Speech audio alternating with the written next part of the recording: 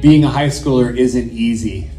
And so this series of videos have been showing us, how do I survive high school life? What do I need to have each day? What do I need to pack with me each day in order for me to survive being a high schooler? This is the High School Survival Guide.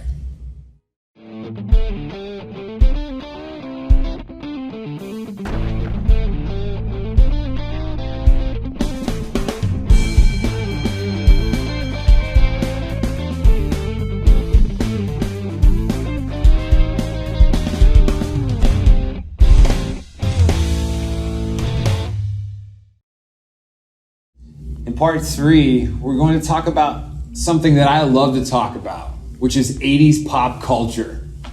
Transformers.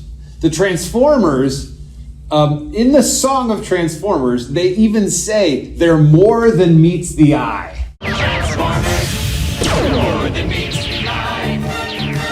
Transformers, robots in the sky. Transformers. The Bible teaches us that we are not called to conform to the culture, we're called to transform the culture. And so if you've ever seen a Transformer movie or a show, Transformers look like a car or a truck, and then they go, wah, wah, wah, wah, wah, and then all of a sudden there's something pretty amazing, a huge world-saving robot. And the reality is, all the traffic is driving all the same way, but when a transformer transforms, it sticks out. It's completely different. And so it doesn't conform to the normal traffic. It transforms into something unique, different. You could say the opposite of all the other cars. So the third question we need to pack into our book bag each day is, am I transforming the culture? Or am I conforming to the culture?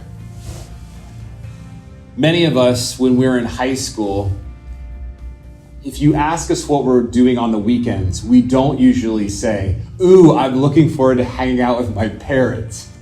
A lot of us, sadly, want to get away from our parents, and the biggest influence on our life is our friends.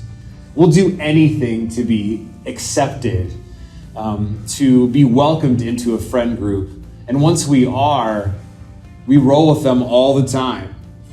We're always on the go from here and there, whether it be a football game or going out to eat or going to the movies. The reality is, once we find our peer group, we're very influenced by them.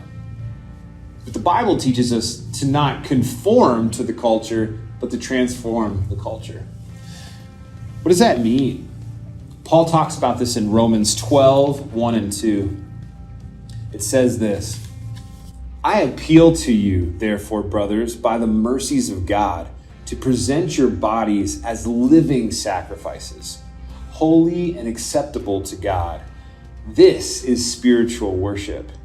Do not be conformed to the world, but be transformed by the renewing of your mind, that by testing you may discern what is the will of God, what is good, acceptable, and perfect. In the first video, we talked about what is truth and what is wisdom, and how do we discover it. We learned that truth is the embodiment of who God is, and when we read the Bible, God's words, we understand how to live wise. If we want to transform the culture, we need to understand God's way of doing things. But what I love about that passage is that we will be transformed by the renewing of our minds. Our minds are so vital for us to grow in our Christian walk. Not only that, but I would encourage you, if you want to survive high school, we have to learn that we need Jesus. The reality is that in the book of Genesis, mankind, when Adam was created, he was just dust. And when God breathed into him, man came alive. What does that show us? We need God. Without God, we're just dust. We're just pointless. And so if we want to live a life that's impactful, that changes things for the better, we need Jesus. And so my best advice for you, if you want to transform the culture as opposed to conform to it, is get to know Jesus. In Matthew, Mark, Luke, and John, we learn how Jesus interacts with people, how he walks and how he talks, how he loves, what makes him angry, what makes him sad. We understand what sacrifice looks like. We understand what it means to how to hang out with your friends. All these aspects of our life are demonstrated in the life of Jesus. And so I would encourage you to read your Bible and get to know Jesus.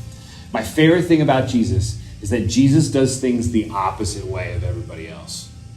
The world was always doing this. Jesus was kind of flipping it around and doing something a little bit different. In Mark 5, there's a story about a demon-possessed man who's chained up, who's rejected by society, and people are scared to death about what to do with this man. What does Jesus do? He gets out of the boat and he says, "Hey, what's your name?" And he approaches him. He hangs with him, he talks with him, and he heals him.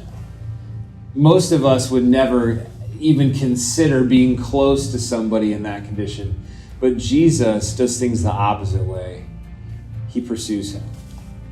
In the same way, when you read about the person of Jesus Christ, we realize that he is the picture of what it means to transform the culture. So if you want to make an impact in your high school, my best advice for you is get to know Jesus. Because he doesn't just conform to what everyone else does. He transforms things for the better. And so I would encourage you, if you really want to live a life that's impactful, but also that's just has meaning to it, do things God's way. Read your Bible. Get to know who God is. We need him to survive high school more than anything else. And so that's my advice to you. First thing, pursue what truth and wisdom is. And find the character of God. Understand who that is by reading our Bibles. The second thing is understanding what we're consuming and how it impacts our minds and our heart. And the third thing is transform the culture. Don't conform to the culture. This is how we survive high school. It doesn't answer every question we have about life, but hopefully these are 3 helpful things that will help you as you transition into this next stage of life.